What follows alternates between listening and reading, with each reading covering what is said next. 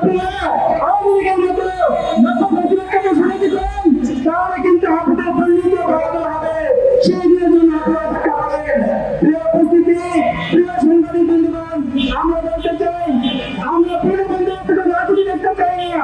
কোন ধরনের বিরোধীর পক্ষের প্রতি কোন ধরনের সন্ত্রাস, লুটপাট, হত্যা, ধর্ষণ, দখলদারি, এই নতুন বাংলাদেশ আমরা দেখতে চাই না। যদি আপনারা অব্যাহত রাখেন, মানুষের মধ্যে ক্ষোভ তৈরি হচ্ছে, এক সময় ক্ষোভ যদি বিস্ফোরণ করে, তাহলে কিন্তু আপনাদের পরিণতি শেখ হাসিনার থেকে ভয়াবহ হবে।